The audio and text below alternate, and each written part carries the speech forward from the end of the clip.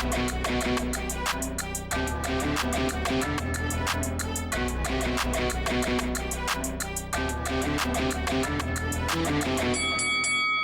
guys, welcome to Boxing Squared for boxing news and views from around the internet. Joseph Parker has been confirmed to face Faiga Opelu.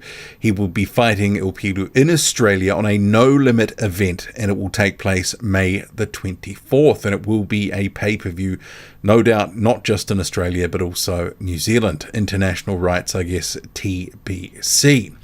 So quite a few things to talk about with this fight, and maybe actually more for Joseph Parker, because I'm sure there's a number of people looking at this going, why has he come back to the Southern Hemisphere? Why is he facing a somewhat sort of lightly regarded name in the heavyweight division that most people either haven't really seen much of, or they'll be like, is Joseph Parker just on the way down?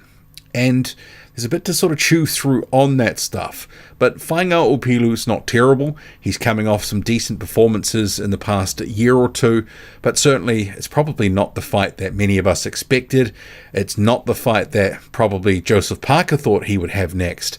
And seemingly it signals that the contender level paydays in the UK are, at least for now, over. And perhaps maybe he will never be back. We just don't know.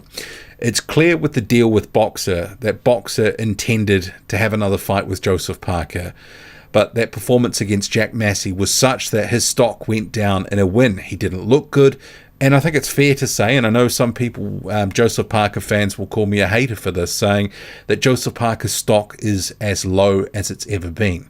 Stopped by Joe Joyce. Number of fights in recent years that have just been really terrible to watch, not exciting, and more recently that performance against Jack Massey, 10 rounds of basically ho-humness against a blown-up cruiserweight.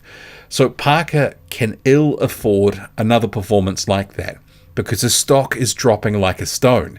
And a lot of people will be surprised with this fight, because they might have thought that he could have been a name there for Michael Hunter, maybe Otto Wallin. You know, some of these are the names that, you know, you start pitting someone of Parker's caliber, or at least in recent years with the name value, the fights that he's had, that he should be fighting against.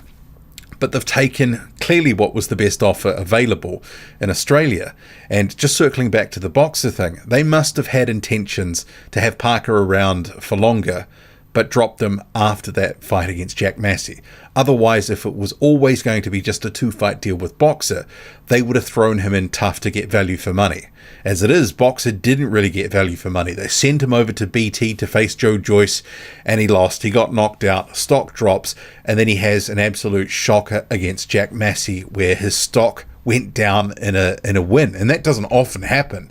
But the most important thing was he did win that tune-up, and he said he was disappointed with his performance. But is this a signal that he started a new phase of his career? That the bigger promoters are, for now, you know, Boxer with Sky Sports, Queensbury with BT, and you've got Eddie Hearn and Matchroom with DAZN.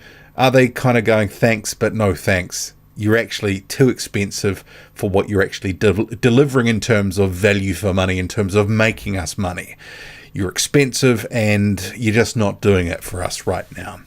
So coming to Australia, and I believe it is his first fight in Australia, although, you know, he's a well-known name in Australia, having obviously fought some Australians, but also being in this part of the world where I'm from, New Zealand, close to Australia in proximity, but also, you know, in terms of sporting stars, generally they cross over to different, between the countries.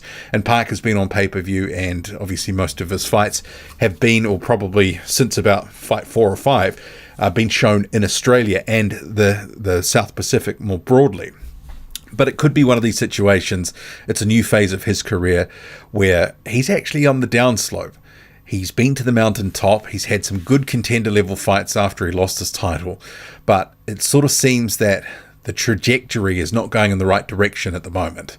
And he has an opportunity here to try to arrest the fall with his stock and to stay busy, stay active, and get a win on the board.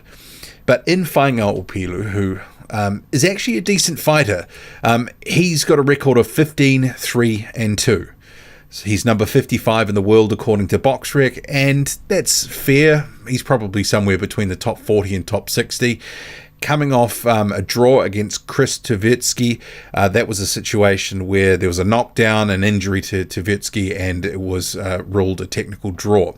Hemia Hill, the fight before, was the one against Faiga Opelu, where Pulu just basically let his hands go, and Hemia Hill didn't seem terribly hurt at the end, but he wasn't letting his hands go and really responding. The ref just jumped in and stopped proceedings. He had a really good performance against Lucas Brown before he gassed badly and then ultimately was stopped.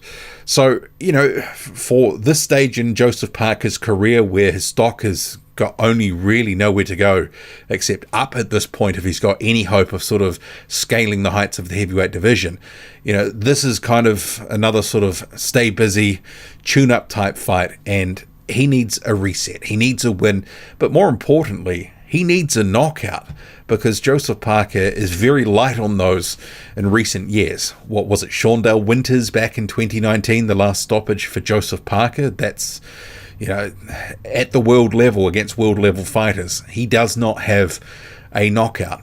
And not to say that Ilpiru's a world level fighter, but Joseph Parker needs that winning feeling, and he needs a highlight reel performance just to breathe some life into his career, because it's starting to feel like his career is ailing, and he's got to really sort of do something to turn it around. And I did talk on Patreon recently. He made some comments and other bits and pieces, but you have to reflect on the performance against Joe Joyce, the strategy, the weight, all that sort of stuff. Is the right mix of ideas about his weight and how he fights, is that actually correct right now? And I guess we're not going to know until we have a meaningful fight at a contender level. He is taking a step down. Well, then again, actually, I should stop myself there, because the Jack Massey fight was not world level either. So I guess this is a continuation, but he's got to look better in this one.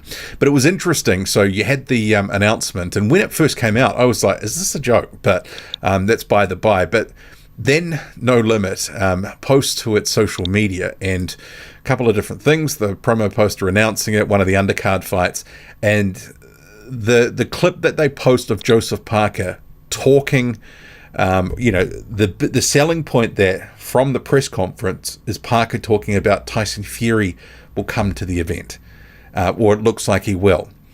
And I just at that moment was like, that's a bad sign. They're not having a clip where they're talking up the fight, Parker talking about resurrecting his career. It's about his mate Fury, who he trains with and sometimes looks like his water boy, that he might be coming and Fury would be interacting with the Australian fans, etc. And I thought, if that's what you're relying on to sell this fight with Tyson Fury coming, then you're in trouble. Because this is not necessarily a fight that I think anyone is necessarily G'd up for or amped about, that expected or was necessarily even calling for, but it's the one that we've got. And to Joseph Parker's credit, at least he's staying active. There's too many heavyweights that are inactive. There's only a few that have got fights scheduled. So credit for Parker for that. But in terms of the interest, I'm not sure how much is really there. You do have a situation that last time out with Jack Massey, it wasn't picked up in terms of being on pay-per-view in New Zealand.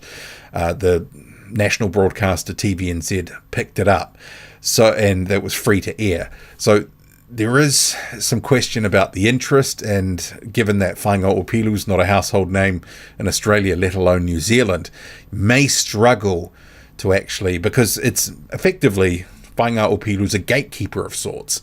He's not a contender. He's a decent, hard-working heavyweight who's got a bit of pop. He works hard.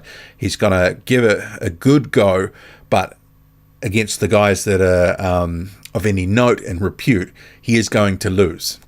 So I guess that's why it was surprising, some of his performances the last year or two. Clearly he must be getting better, but he's still not a contender or anything like that. So it'll be interesting to see how this progresses in terms of broadcasting rights, especially in New Zealand, and if anyone picks it up and wants to put it on pay-per-view. But we will see. But I'll talk more about the fight closer to the fight in terms of how I think it sort of plays out. But Parker's stock, it can't get any lower at this point. He needs a good performance. He can ill afford another clanger, because that's ultimately what we get. Joseph Parker tries to be aggressive and ends up throwing up a bit of a stinker. And this whole thing where he's blown up 250, 255 pounds, trying to be a puncher when he can't knock the skin off a rice pudding, you know, they've got to look at that. You've got to fight to your strengths. And Parker, unfortunately, is not a power puncher at world level or even under world level. So, yeah, little surprising that this fight's made, and you can say that this doesn't bode well for Parker's career, with promoters seemingly not wanting to pay him the sort of money he wants for fights in the Northern Hemisphere. But, you know, sometimes you have to take what you've got. I'm sure this is the most of money available, and for now, it fits the bill. He stays active, he gets a payday, and then if he wins, then on to something maybe more meaningful, bigger and better, etc. What do you make of it all? Drop a comment loud and often. Hit like, hit subscribe, follow me on Twitter, boxing_squared. I'm out.